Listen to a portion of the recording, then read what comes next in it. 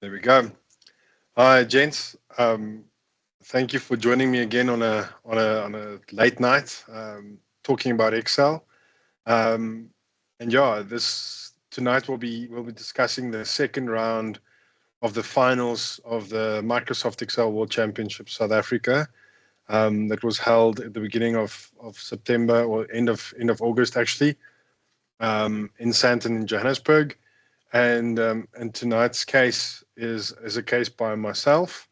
Um, Let me just share my screen so that we can do the introduction around the case. So, like I said, the finals were held at the end of August, and I guess I just wanted to just highlight the sponsors again. Our main sponsor being Bidvest Advisory Services or Bidvest Alice, and then CPD Campus, App Venture, Excel Academy, and MyBI. I did talk a bit more extensively around them in the first video, in the first finals video. So you can watch that if you wanted to find out more. But those are essentially our partners and our biggest supporters of the competition. All right. So the case tonight that we're talking about is called Uncorked, and like I said, that's by me. And I think Franco in the finals said that he likes my cases because I tried to make it as South African as possible, and that's exactly what I tried to do, because I'm really passionate about the country, and I think it's one of the best countries, if not the best country in the world. And one thing that I really love about the country is the fact that we've got amazing winelands. And my wife and I will be attending uh, um, a wedding in Franschhoek at the end of the year, and that's why I thought about a case like this.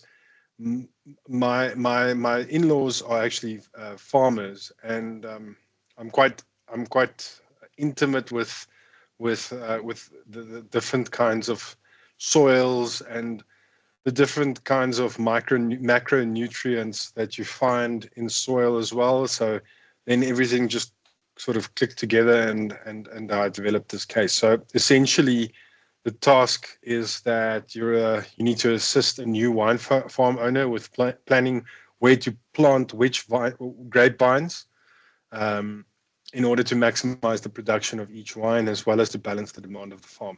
Now, this is a lot closer to actual financial modeling, but without any of the difficult, let's call it difficult financial formulas. So there's nothing there's nothing financial about this case.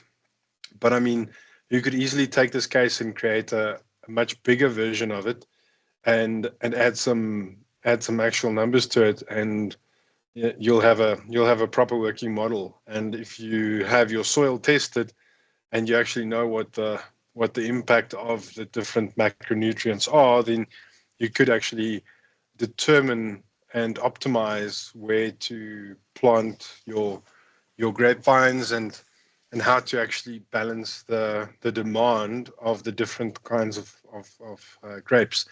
What I also did was I also included things like Pinotage, which is proudly South African wine, and a proudly South African grape, and one of the best known producers out of South Africa from a wine perspective. So I think South Africa boasts with some of the best wine in the world. Yeah, so let's not talk about wine a lot longer. So essentially, there are multiple sheets in the case.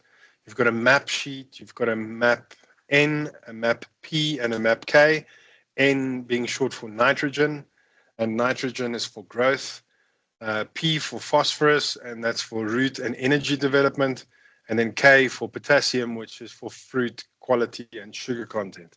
So true story. Yeah. So I guess let me show the case, and maybe you guys can tell me how did you find the case, and what was interesting for you around the case itself? I think from my side, a lot of fun, sort of a nice map case, but not really moving around the map so much. And think I think when we get to the later levels, the key takeaway for me was that structure was everything in this. In this case, Renier, you were very kind to us that each of the maps were exactly the same layout and whatever.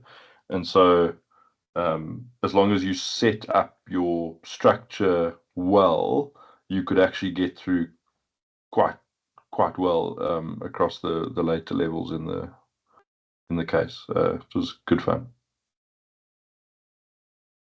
Yeah, I also enjoyed the case because it allowed you to use a relatively simple formula if, but it's also powerful if you know how to use it in cases like this. Yeah. Yeah, I think there were many ways to actually skin this cat, and I think I need to agree with Jason as well that setup I think is the most important part of this. And like you said, Steyn, once you've set it up, a simple if or a simple count could have gotten you most of the answers. Maybe even a simple X lookup or something. But but yeah, here's the case, and I quickly went through the maps. You can see there's the first map. Maybe I'll just zoom in a little bit. But essentially the different kinds of soils are denoted by color, and then the different field codes would be denoted by the letter or the contents of that actual of the actual cell. So this that I'm currently highlighting would be field L. Very much like a classic map case, like you said, Jason. I think there were many new intricacies introduced. This was definitely one of the easier cases on the day, even though it's not an easy case. And yeah, I think I was kind because I wanted people to actually have a case where they could score high. But I think the biggest challenge in this case, if you don't know about it, would be how to deal with the colors. Mm. So I think Steyn will take us through that, and then the nice benefit of this case is the fact that because everything is the same structure, including the N, P, and K, the nitrogen, phosphorus, and potassium, the numbers are actually contained in the cells as well. So you could reference the same address across, and you could get your answer like that. So there's many ways to actually combine those values, and we'll show a couple of best practices around that in due course.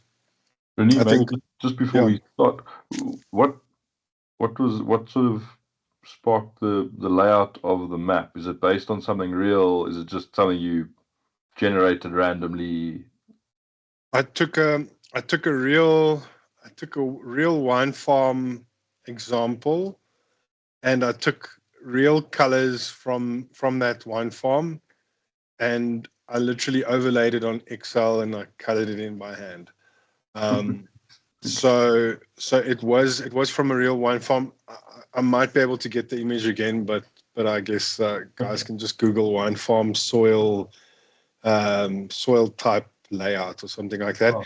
But it's very similar to what my in-laws basically has for their farm as well. And they farm maize, but they also have different kinds of soils, and the different kinds of soils have different properties to them. And if you test the soils, it would actually give you the N, the P, and the K. So it's a real thing. And I mean, there's a lot of micronutrients as well. But if you make it a science, you can actually optimize your crop production. So it's a real thing. Wow, cool. Yeah. So basically, the intro is the same as on the slide, and maybe we'll get to some of the bonus questions a bit later. But maybe I'll just tackle level one because it's pretty easy, and Usually we try to make level 1 so that it sort of eases the tension a little bit and also gets you into the case. So the first level is essentially asking which field code does this cell address relate to. And I think I just want to give a shout out to Dim or Dearmid early. I recently watched this video on Mkulu the Zulu, which was the first case from the finals, and I could see that he has so many pre-built lambdas, and I always joke and say hashtag I need a lambda. I should have a lambda for that, but it's pretty amazing. So Dim would probably just go equals add to address or something like, or add to cell or something like that, and just put the address there, and it's done. But for the normal for the normal participants, if I can say that, how I usually set this up is I look at the cell address and I see it's I19, and I would basically just go equals, and I always use the indirect function for that, because the indirect returns the reference specified by a text string. So I'll just go indirect. Well, most of the time I'll just go equals, and then I'll go to the map I19, and I'll just go and look for I19, and I'll pretty much try and plot it and press enter, and that would give me the answer. And then to make it dynamic, I'll just wrap that in an indirect. And then that needs to be a text value. So if I had gone like that, I would still get the same value. But now I want to make this dynamic, so I'll just take the I19, cut it out, and concatenate that with an ampersand to the cell address reference, which gives me the ability to pull that down, and it's pretty much solved. So even though I don't have a lambda for that, it usually something like this takes me less than a minute. And it's just a nifty formula and a nifty function to know. Yeah, I don't know if you guys want to add anything to that. No, I did it exactly the same as you did. Cool. Yeah, so let me maybe just talk about the bonuses. Bonus A could have been easy, but it could have been difficult as well. You could find it visually on the map. I think that might be the fastest.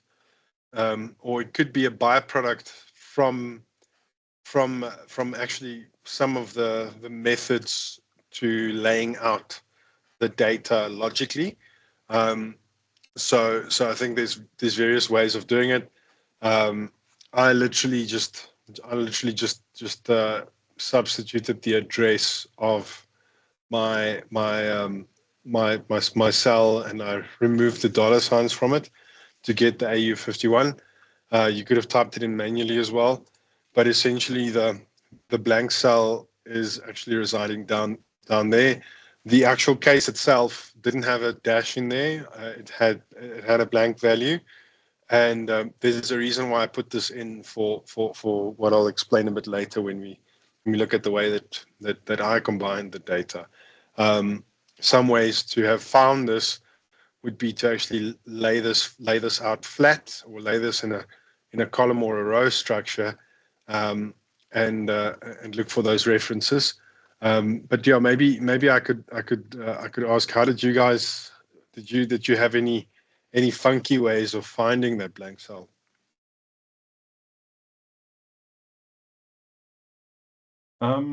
Funny enough, I used the same address function as you did, and I colored in all of the blank cells, all of the empty cells on the map, like bright green, basically, and then I'm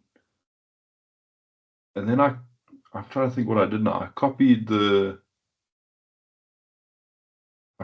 cells with the cells on the map function that had values in them, and pasted them over, and then it left a bright green somewhere. But for the life of me, I cannot remember how I landed up with just the one bright green cell. But somehow I've got a bright green cell, and then I could visually see, okay, there it is, and then I did the same address function as you did. But the shortcut F5 Alt S K F5 is go to special, F5 is go to Alt S special, and then K blanks will take you to all the blank cells on the sheet, basically. And if you highlight a range, then it takes you to the blank cells that don't have stuff in them. And so that was a part of what I did on the day to get the blanks. So if you highlight just around the map first, and then it won't highlight the whole sheet. I gotcha. Yeah, exactly. And so then I colored that in green, and I can't remember if I sort of toggled off where the color was, or I can't remember exactly what I did. But that I used the F5 Alt SK to highlight the blanks and then color those in green, bright green. And then I can't remember if I compared the two maps or something like that to figure out which one was green. Yeah. Another trick that I wanted to just highlight, because you said that, there's actually an inverse to that as well. You could use same thing, Alt F5, Alt S, and then you could actually look for, I think, constants. So if you go to constants, that will basically do the inverse of what you did, and it will basically look for everything. Well, if you've selected it, it would look for everything that has. I think I messed it up now, but it would look for everything that has values in them. So it's the inverse of that. And then you could also visually pick it up that way. So you could almost unhighlight that way, and then you'd leave one cell highlighted, basically. Yeah. So I think that might actually be easier to visually see. Because if I just do that again, Alt S. You're just gonna have to take away your dash, I guess. Alt Yeah, I guess I have to. You just take that away. So it's F5, Alt S, Alt O for constants. And then I'll wait because I've got an old computer that needs to be upgraded. So, and then basically... Just try the formulas one. Is that not different? Or is it actually calculating something else? Yeah, I think it's busy calculating. Yeah. So if I now go and make that bright green, or let's make it bright yellow. Okay, maybe yellow wasn't a good color. Maybe make it white. Maybe make it white, and then you'll see there you'll see that's a better way around. Yeah. Okay, but we digress. So yeah, that was a way to visually do bonus one, and again, like in your case, bonus one helps you with the rest of the map case, because it might actually throw your answers off by one cell if you didn't know this. Once you start playing with the colors, it could actually mess you around. Then I guess we'll do bonus B and bonus C after level 2. So maybe Steyn can take us through level 2 in the meantime. Okay.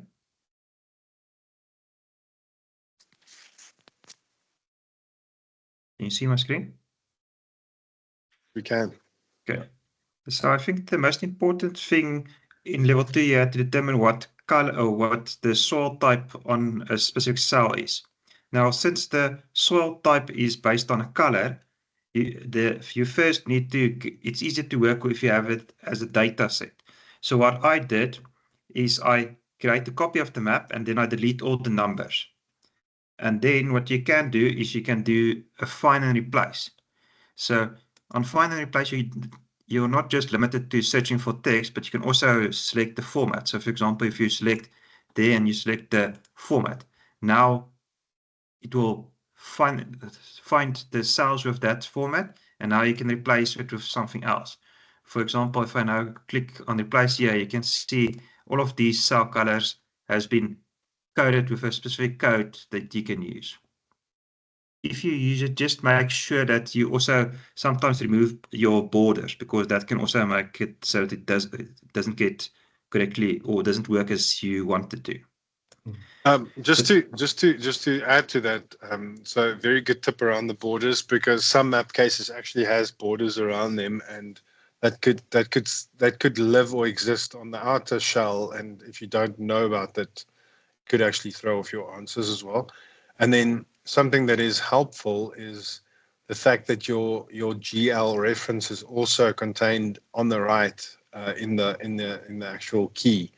I see oak leaf has a value in there, but you could easily now use that as a table on the right hand side as well to add some numbers and add some things as well. So that's nice if you have the key on that side, because it's going to help you going forward with your calculations as well. I think you can either use the key, or you can potentially have replaced it with oak leaf itself. Then you don't later need to do lookups, but having it as a shorter character is simpler to see if anything's wrong. So there's sort of a trade-off there. Correct. Yeah. If you had oak leaf, the whole word there, it would have been cut off, or if you didn't you couldn't wrap the text, it could have been cut off, and then it's not as easy to work with visually. So I did exactly the same. I think I used very similar references to you as well. I think for most of them, I tried to stick to one character and not do two characters. But maybe if there's two characters, it's easier to work with as well. So well, one of the reasons why we use two characters is because there's two that starts with S. So I had to differentiate between them. But then I continued using two characters for everything instead of just those two. Cool. I wrote out the whole word on my side. It was a little bit more clumsy to set up, but then I didn't have to do any lookups. I had the data exactly as I needed it, which was helpful later on. So I sort of traded off a bit of clumsy upfront time, and actually caught myself out because I think I wrote sandstone wrong, or fine sandstone. I missed the double word or whatever. So I had to go back and fix that. So there was a little bit of clumsy setup, but that proved to be easier for me later, actually. Steyn, just while we're talking about removing the borders and stuff, I wonder if it's helpful to show when you do the find and replace and you set the format, you can choose to clear the formatting of the font, the protection, the borders, etc. In that format option drop down. Just do the one, there. So if you say, you see it says clear, or do it on the, sorry, if you click on the drop down on the blue, next to the blue one rather than the empty one. Yeah, the top one. Find, yeah. Just click on choose format, or click on format. Then you can see that. So this is also copied number formatting, right? But in the bottom right hand corner, you can click clear. And that clears the number formatting from the format that you're looking for. And you can do that. So the border one is a useful one to know for these things. If you clear the border, then, so, I mean, if you're looking for a cell background color, then I normally, when I'm doing the find, before I click on find all or replace all or whatever, I clear number, alignment, font, border, and protection, and just leave the full color, because that ensures that I'm not trying to find formatting that might be slightly different because there's a different font type or something that we haven't thought about. So just wanted to mention that. So you can actually set it to look at only the full color, even though you've picked up the formatting with the color picker thing, which has picked up all the formatting of the cell. So I was actually thinking while I was developing the case, I was thinking it would have been interesting if I could include all of the values as different. How can I put it?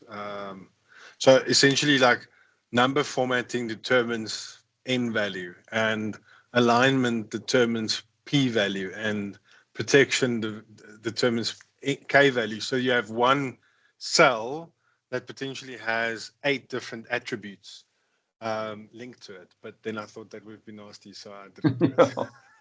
Thanks for not doing that. Because then I think the only way to do it would be to, well, either manually do it this way and like do it per attribute, or it would have been VBA. And I don't want to force people to use VBA because not everyone is comfortable with it.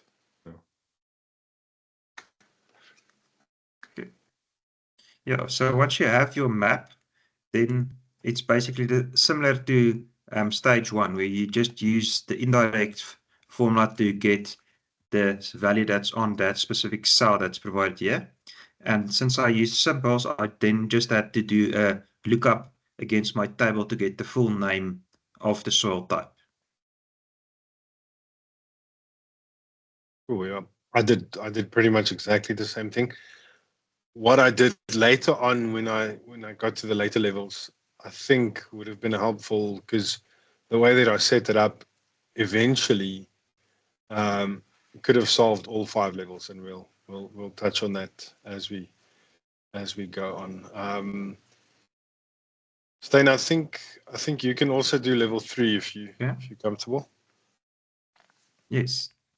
So since I have these maps and they're all similar, what I did is basically I had like, you can do a wide area comparison. So for example, I have the area of the map selected, and then I say equals H, which is my field I want.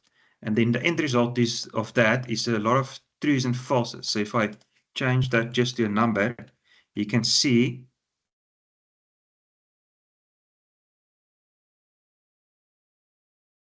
it's here.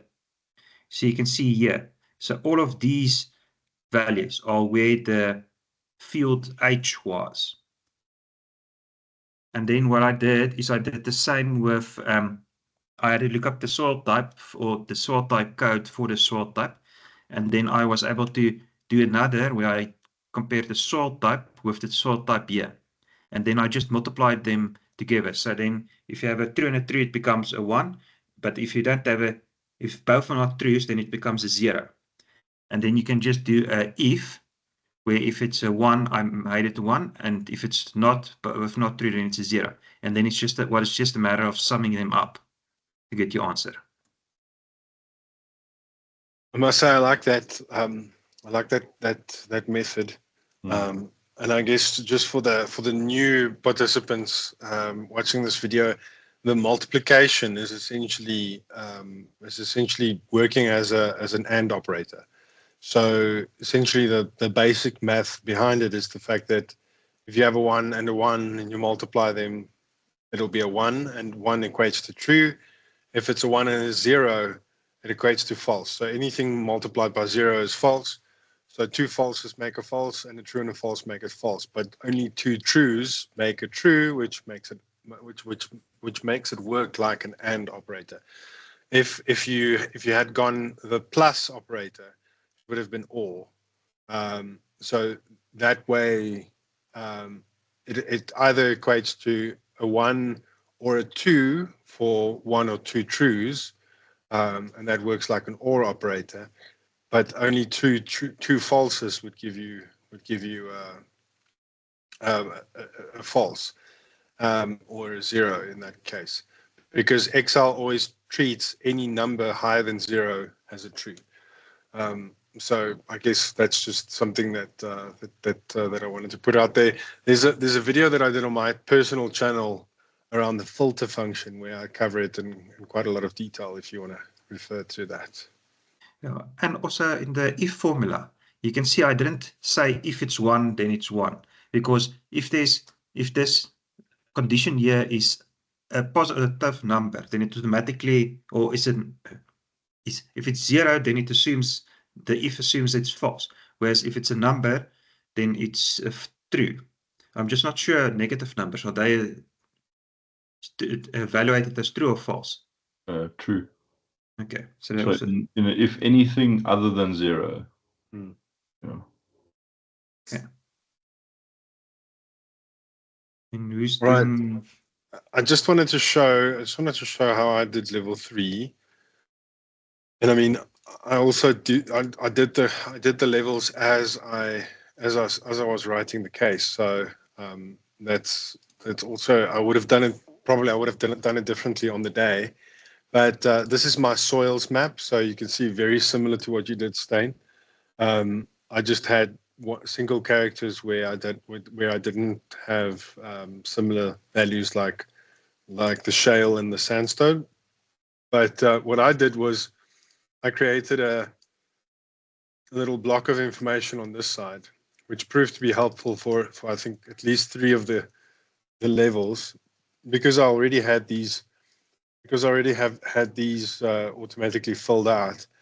I used the unichar sequence for 19 characters starting at character 65, because character 65 is a capital A. And the sequence basically spells for me, because I put a comma there, it's basically going to give me 19 columns because there are 19 fields, and I start at 65 being A, and that would automatically give me alphabet from A to S. That is a quick and easy way to do it. There are multiple other ways as well. Could have done a 2-row ignoring blanks of a unique sorted if I wanted. So that could have been another function that I could have used to extract all the field codes from here. And then basically I just did a count ifs. So I basically did a count ifs, and I locked the field reference. I locked by row. So there you'll see the row lock, pressing F4, and the soil reference I locked by column, and that would have been that little dollar, which meant I could write one function. I mean, I could have done it dynamically. I could have made a dynamic array as well if I wanted to, but with the count, if I typically don't go dynamic because I don't know when it's going to break. I don't play enough with it, but then I could just like pull it to the down, pull it to the right, and I had all my numbers there. And then I could just look it up back into my case. So that's one way to do it, and that also helped me in one of the bonuses. I think it's bonus C. So I guess we can chat about bonus B and C. Bonus B was asking which field has the most duplex soil. So in that case, I could do an X lookup, and I did an X lookup of a high number. I just choose a high number, and then I looked it up in that soils table of mine, returning from the actual soil itself, the list of soils, and the lookup type, the match mode, is essentially what is it called again? Exact match or next smaller item. So it's basically going to look for 999, but if it doesn't find 999, it will find the next smaller item, and even if that's 9 or 5, it will return that the highest value essentially, and that would have been field M, that has the most duplex soil. So if we look at duplex, we can see that field M has 37 duplex soils, and that's basically how it helped me solve level or bonus B. And then bonus C is asking which field has the highest number of different soil types, and for that I used the same block, but I basically just did a sum if larger than 0. So essentially very similar to Steyn's example of the sum if, not a sum if, but a sum wrapped in or an if wrapped in a sum. But I basically just summed it up. If it's more than 0, make it a 1, otherwise make it a 0, and that would have counted the unique different soil types per field. And again, I could use the next lookup to return the highest number, being field I. And for this one, I knew that we only had 8 different soils, so I made the X lookup 9. Yeah, I don't know if you guys have any other special ways how you did the bonus B and C questions. Almost identical. I just looked for 9999. That's the main difference. But otherwise, almost identical. I had basically a pivot table. When I put my screen up, I'll show you the pivot table approach that I followed. But the same eventual layout, and the X lookup on a large number, an X smaller. And instead of the sum if, I just did a count if not 0, basically. But same logic, basically. My side. Okay, nice. I think it is your turn to take us through a level, so you can charge your pivot table. I always get excited by pivot tables in this competition because I use them a lot in real life, but I don't use them a lot for this competition. Yeah, well, the bonus is that this wasn't a real pivot table; it was a pivot by, and I was very chuffed. Oh, very nice. Because I haven't done pivot by very much. Yeah, that's even more pro.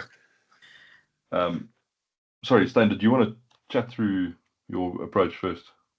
Well, no, so my approach, I think I did it where I took the map and just did a 2-row for both the field type and the soil type, and then I just summed it, did a unique and summed it up. Yeah, okay. Now, I also started using group by and pivot by recently a lot more. Because it's not dynamics, you don't need to. I haven't used them in real life yet, but they're very cool. Yeah. I have, but when I'm not under time pressure. Because once you start playing with all the different variables or parameters, it can become quite complex, and then it can break on one of the filters or something, and then to debug it could take some time unless you've practiced in it. Yeah. Doing a basic group by or a basic pivot by is that simple, but using all of the different parameters is a challenge because it doesn't necessarily tell you where it's breaking, and debug could actually waste a lot of time if you don't have time. Yeah, actually, funny enough, because I don't use it, it took me a little bit of time to get the thing working properly, and probably would not have worked under pressure on the day. But anyway, it was quite. I sort of forced myself to do it because it was, not something I do often. All right, let me chat through level 4.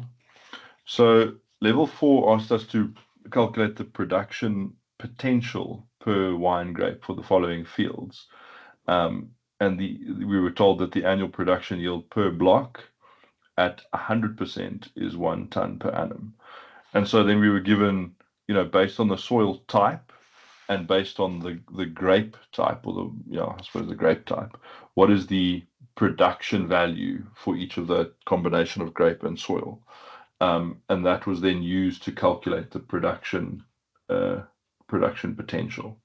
And so you were given, like, for example, you were given, look in field M, and you're looking for the Shiraz grape. What is the production potential? So just in terms of my setup, because that's going to help explain the answer, and this kind of will lead into the bonus 3. So sort of similar thing. You've got the 4 maps. I did the type, as I said. I wrote out the names, and there's my green highlights that look hideous on the screen at the moment. But what I then did in terms of setup is I listed the addresses, the field from this map, the nitrogen, phosphorus, and potassium, and then the type value. And so I just did a 2-col of the map on this tab. I did a 2-col of map N, which is the same on the N tab, map P, map K, and the type. So I've got a 2-col of this whole thing, and that's basically similar to what Steyn had up on the screen. If I just show you the 2-col of map, it's just putting this whole range into a column. Formatting there is fun. And then just to sort of simplify this a little bit, I did a filter of this data set where the type wasn't 0, because then it condensed out. I took out all the sort of blank cells. And actually, Renier, when you were talking about bonus 1, and I thought, like, why didn't I get tripped up by that blank cell? It's because I did this filter purely by chance on the type map where I had actually done the find and replace on the cell value, and so I had I had data in that cell. So I guess I got lucky there, and didn't make the mistake. But anyway, so I've now got basically a flat file of the data of this entire case, and then this is just pivot by, so pivot the type and pivot the field, and then just do a count A of the addresses. I guess you could use any other field. And so this, Renier, is basically the same look and feel of your countif that you did, manually, and you can see that duplex 32 sits here, same thing. And so then I could use this pivot by little table to do bonus 2 and bonus 3 and level 3 as well, in the basically exactly the same way as we've explained. All right, so let's just go back to level 4. So for level 4, what we needed to do is we needed to pull the list of soil types and the sort of number of cells of soil for field M. So what I've done here is I've done this through a let function, but essentially it's a filter. So I've called something called a list. I've pulled the map column, which is the column with the type in the map tab. So all the different field types. I'm filtering that by the value M. So I'm just filtering out all the M's. And then I'm doing a group by of that list and with a count. And so it's the same principle as the pivot that I did on the other tab, but the group by is giving me then by soil type how many instances there were in that filtered sort of data set that I had. And then to get the relevant production potential per soil type, this is an index X match basically. So do an index of this inner table where all the percentages are, and then X match on the row based on Shiraz as the grape type that we're looking for, and column based on Shiraz, and row based on a dynamic output of this group by range.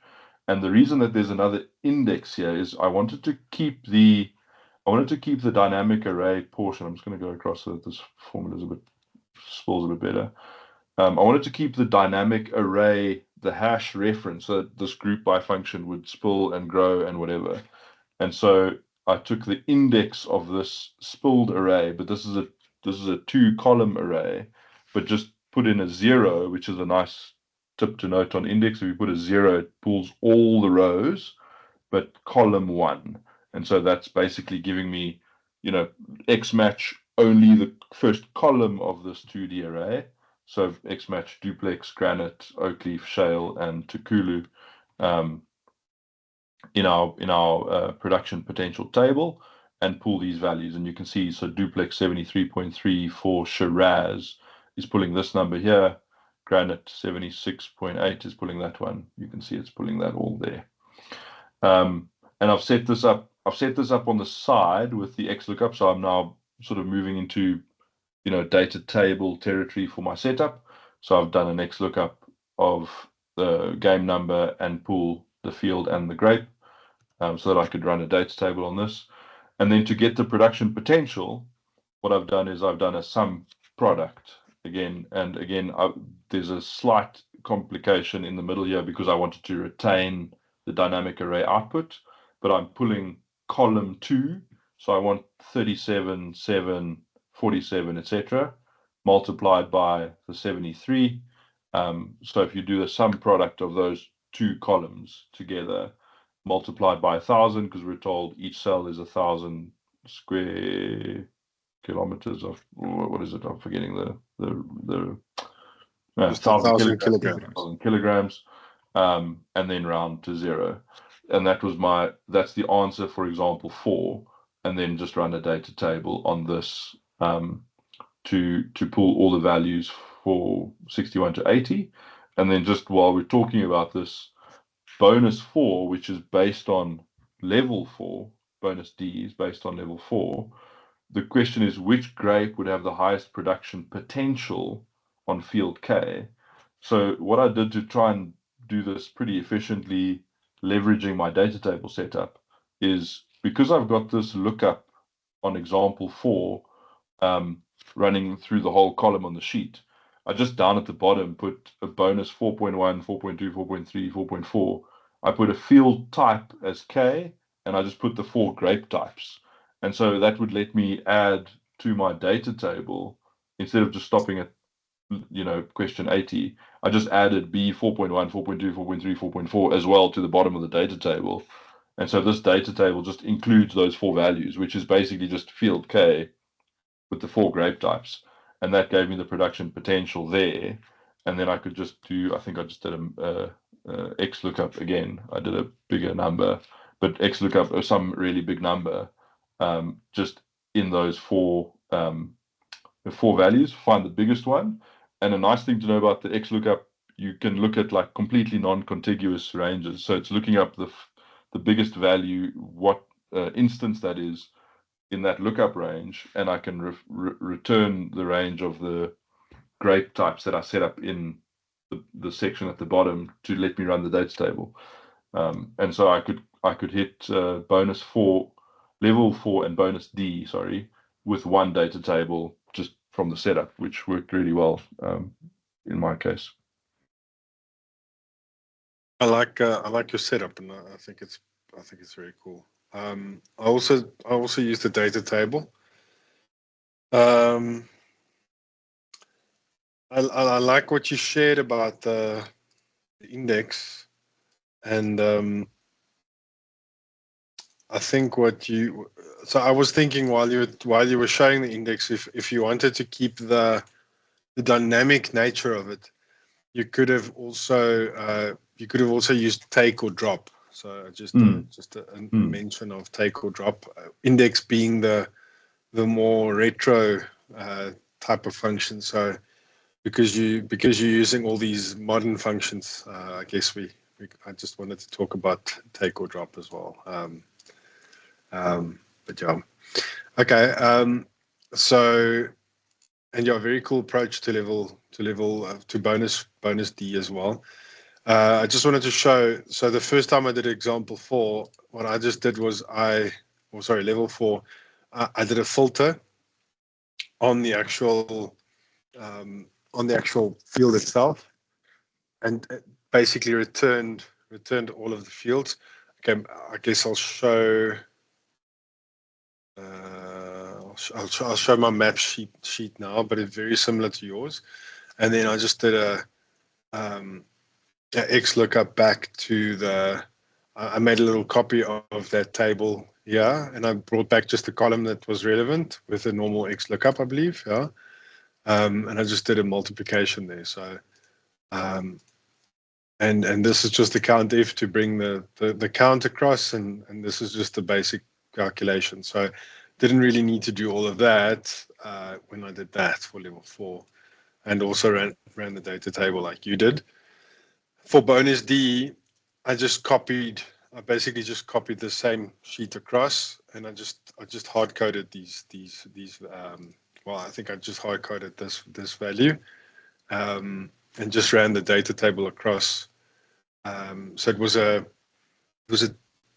think I did I basically just ran the data table across the different grapes to get the same answer. So very similar to yours, but very similar approach.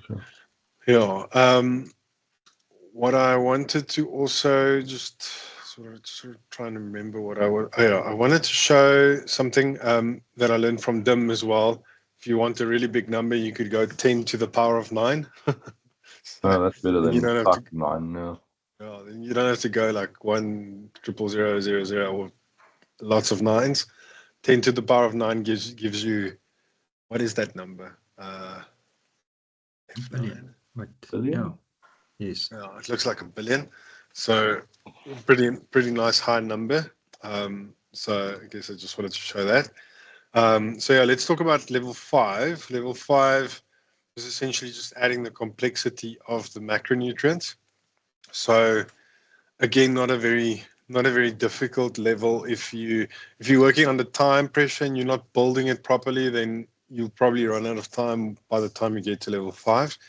But had you done it like Jason showed, where you basically lay out all of your addresses, your fields, your soils, your N, your P, and your K using 2 col, then it's pretty pretty easy. So I basically use the same function across, and I mean I could have also gone and done an H stack here to stack everything into one array if I wanted to, but this makes it easy to do all of the levels, because now you've got the addresses for level 1, you've got the corresponding fields, you've got the soils for level 2, you've got you can easily group this by for level 3 like Jason showed. You could easily do the production. You could have easily brought in the grapes and the production numbers for level 4, and then you also have the N, the P, and the K, the nitrogen, the phosphorus, and the potassium values for each of the addresses. And then from there, level 5, all I basically did was I didn't even need all of this information, but I guess I was doing it while I was building the case as well.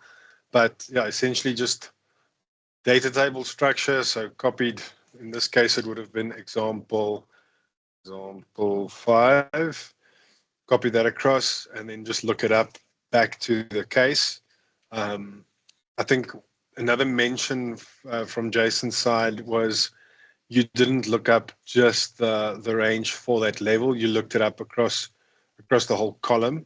And I like that because that helps as well if you have something that is repeating, like a field number or a field reference, as well as a grape. If you had that same thing going across level 5, level 6, 7, etc., you could just copy that. You could just hold control and copy that whole sheet across for level 6 in this case. So you could have gone level 6, but we didn't have a level 6. But if I had my lookup set up already and I changed this to example 6, then I'm ready to actually go with level 6 in that case. So it's a very nice setup there, thinking ahead. All right, so basically what I did again was a filter. So I filtered my maps sheet, which contains all of my different fields that I just showed, which is essentially made up. I created an address sheet as well, which just basically had a function for address. I don't have a hashtag. I should have a lambda for this, but I don't. So basically it's just returning the address of the row reference and the column reference, removing the $signs to just bring back the pair address. So I know DIM has a lambda for it. I don't. I should get one, which is why I'm usually struggling to get to the top 100 these days, but in the international competition. But yeah, anyways. Just a note, Renier, on the address function, there's a third argument, comma 4, which I think puts it in relative reference terms already, so that you don't have to do the substitute with the dollar, just as a random point. So that third argument, optional argument, is do you want it in absolute or relative terms? Okay, nice to know. Yeah. Okay, I'll remember that for next time. So there we go. If you make it a 4, then it'll give you without the $signs to start with. Yeah. Okay, nice. Yeah. And then that is, you can even have it row 1, column 1 style. Yeah. And you can have it A1 style. So it depends. Most of the map cases want it in that A1 style. The nice thing about this is it gives you the row, column, and the row number and the column number. So you don't have A, B, C, D. You have 1, 2, 3, 4 for your columns as well. And I'm not sure what is sheet text. Because like this little nuance on address, like the same thing. I did the 2col of the map, and I saw you just have 2col, comma 3, which I remember from last time you said is like your default. Just ignore the blanks and the errors. Yeah. And I did just the 2col, and then I did a filter where there was zeros, which is like unnecessary. I just could have just done comma 3. Yeah. So it's good. It's good to see these things again. Yeah. And like we say, you don't use it every day, so you're not necessarily practiced in it. Yeah. But anyway, so then basically level 5 is just asking you. It's basically telling you that you'll find the ideal nutrient count per grape below. So basically, if you have pinotage, the ideal nitrogen is 42 kilograms per hectare. The the ideal value for phosphorus is 25 ppm parts per million of phosphorus, and then 150 potassium, and that's also parts per million. And just to also say, I did a lot of research, and most of these values are true. I think the only thing that I made up was these actual percentages. The rest of it is very much aligned to the true values that is ideal for each of these wine grapes, because I want to make the case as real as possible for the participants. So that also takes a lot of time. But anyway, so that's your ideal numbers, and basically what you need to do is you need to determine what is the difference between the actual value on the map. So if I look at the actual values of the N's, for instance, I've got these numbers, and I need to determine what's the difference between ideal and the actual number per soil or per block, and that would so I guess what is the statistical name for it again? The offset. Can't remember the word, but essentially, yeah, the deviation from the actual ideal. That is reducing the. So I said it over here. The absolute aggregate percentage difference between the nutrient counts per block and the ideal nutrient counts per grape reduces the production potential percentage for that specific group and block by that total value. So yeah, essentially, the example is explaining it quite nicely and basically saying, so ideal would be on field D producing Shiraz would be 38, for instance, for N, and it's actually 43 for N. And that difference is 5. And basically, that equates to, just want to see,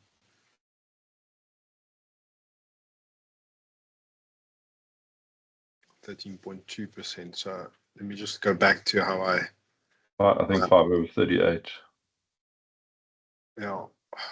So yeah. So sorry, you're right. So it's 5/38. So what I did here was I took the absolute of the answer in the end, and if I had an error, I made it just a blank. And the reason for that was because I wanted the actual map to grow and shrink, or the number of lines to grow and shrink because the fields have different values to them. I looked up the ideal from this table where I basically got it from for N, P, and K, and then the actual is my value that I brought in from the filter, and then I just basically determine the percentage, which is ideal less actual divided by ideal. And this is just again how let makes it easy for me to go back and understand what I did way back when I was testing the case, because I could actually use real words to show what I was doing. So for someone auditing this, it's a lot simpler because you can easily see everything that I'm doing on one screen, and I'm using actual values to explain what I'm doing. So the deviation is 13% essentially, which was 5/38, or I think that was the number that we said. The same goes for phosphorus and for potassium, and the absolute aggregate would have been just the absolute being positive, just the sum of that, which would be 39.8%. The potential before deduction, it would have been 73.3, which is also again a lookup, and I basically just deducted it from it, and then calculated the production potential by multiplying it by 100 or by 1,000, and just did an aggregate of that, of all of the numbers, so basically just summing it up, allowing for growth, and then just ran a data table across it. So that was that was essentially how I did level 5. Sorry, Steyn, did you want to add something there? Yeah, just make sure in your data table that you cover all the values, because on level 4 at the start I had trouble calculating the example, because the example that you calculate with your data table didn't include all your answers. So I was Gotcha, spending yeah. time trying to get the answer. Yeah. Yeah. No, I know. I think it's important that when you build for these things, you make sure that you cover all your values. I think that's a good tip. And then just something to note, I saw, Jason, you had rounded.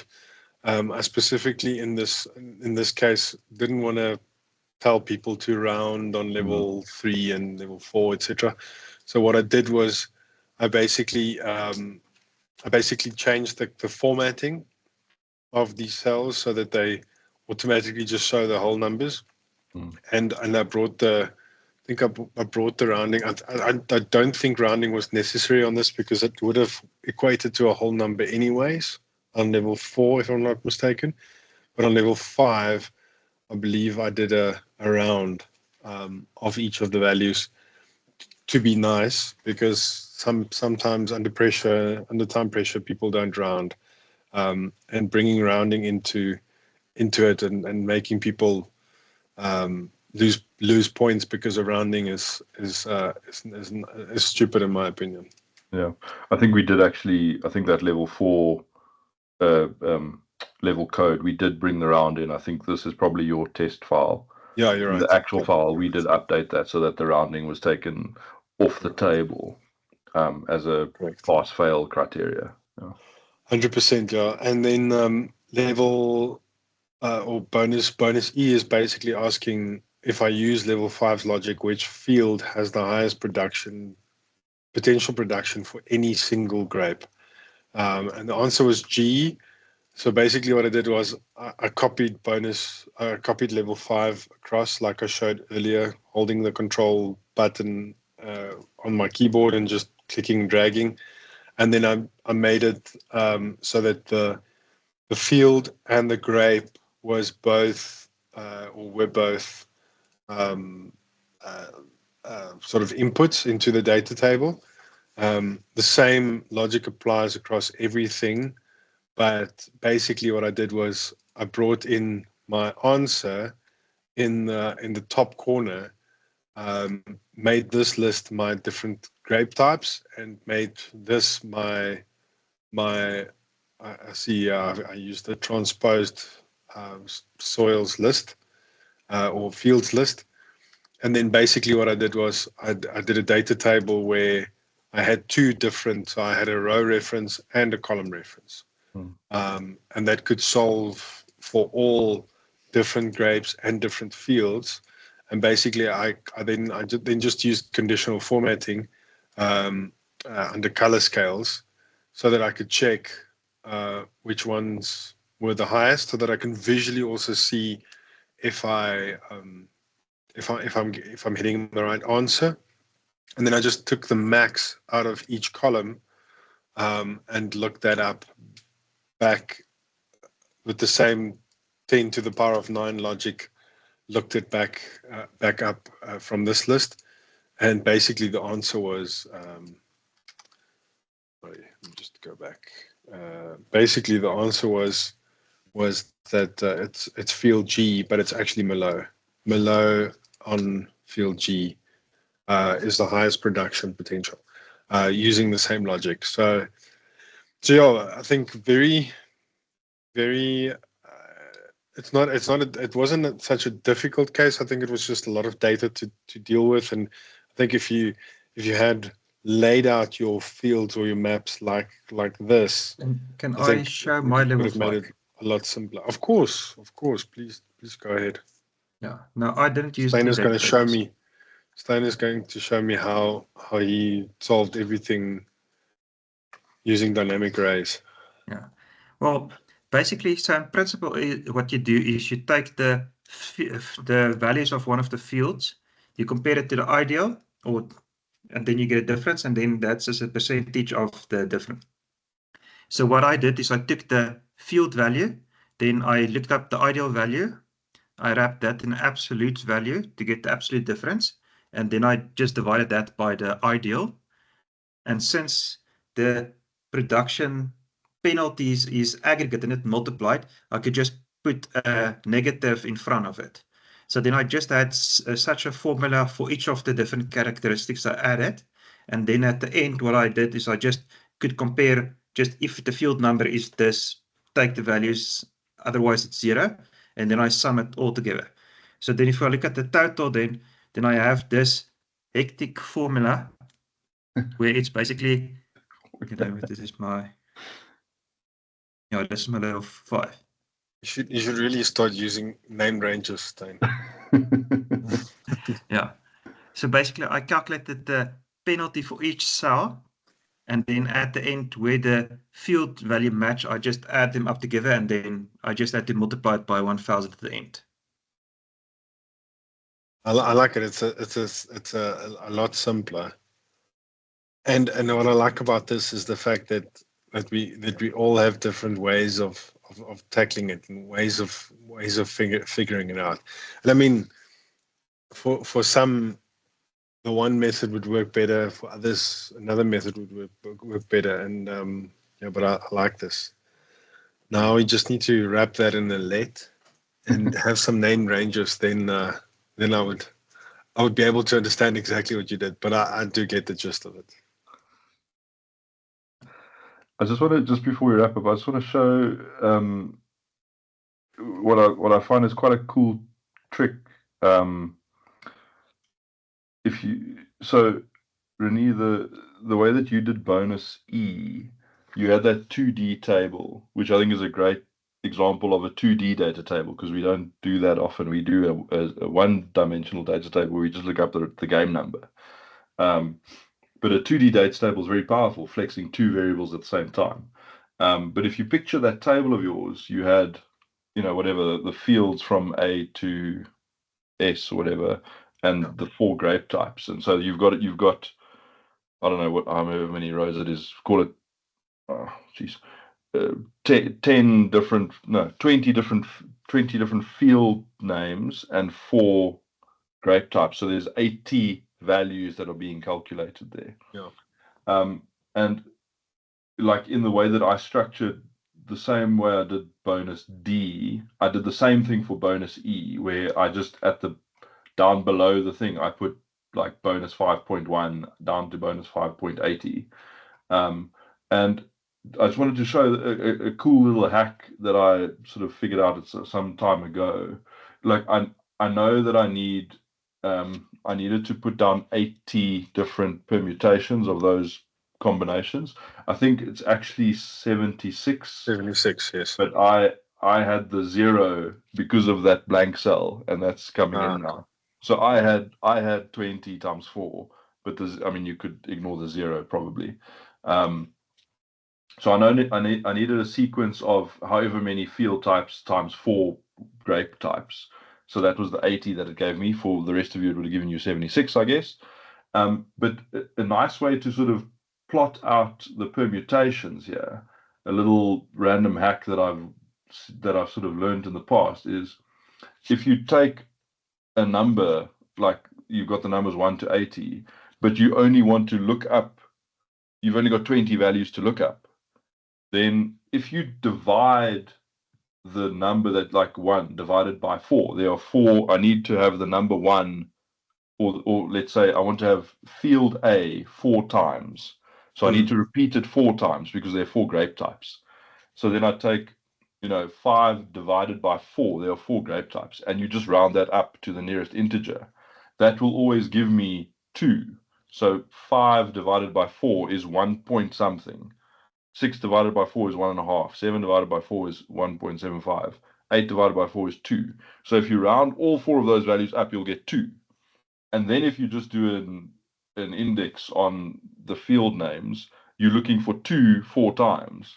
And so I'm getting A, and then B, and this divide by and round up hack is a nice way to get repeating numbers so that you can do permutations. It's just a nice way to do permutations. Now, I think if you pick up Bo's formula for PERCOM or whatever, permutations, combinations, it probably does this automatically, and I should probably just learn that thing. So there's a lambda that Pat Bow wrote. Yeah. Called Percom. Yeah, It that's does exactly that. Yeah. And so what did you do for column H to repeat Pinotage? Yeah. This one, so the last column of your permutation and combination table is always just 1, 2, 3, 4, 1, 2, 3, 4. And so I actually just copied the names. And if you have values that are whatever, I don't just copied and then highlighted down and just pasted values, and it'll keep that repeating layout. So that I did very quick and manually, but you need to make sure that you select the right number of cells, though. You obviously need you need an exact multiple of the number of rows that you need. But yeah, anyway, having the 5.1, 5.2, whatever, with these two columns, which are in the same layout as level 5, meant that my example 5, my data table, I just extended by another 80 rows and just did the same data table in one shot, which proved to be relatively quick. Although, having said that, your just duplicate the tab and just hard code those two input values was also, I think, pretty quick. You've done all the setup work already. So anyway, this little hack of repeating the permutations and stuff is useful to know. But even better is to get the Percom Lambda, and that'll be easier, I reckon. I do have it, but I've never used it. But yeah, cool. Any closing thoughts from you guys? Yeah, like a case, and I hope the guys enjoyed it. No, thanks. I think the next case, and I'm not going to give it away because that'll be released next week. But the next case is a doozy, and looking forward to sharing that one, which was the final case of the finals, and proved to be quite difficult, quite a mathematical case. So also very enjoyable. So yeah, very proud of the cases that we put out there, and again, thank you, gentlemen, for sharing the evening with me, and take care. We'll chat soon. Cool, thanks. Goodbye.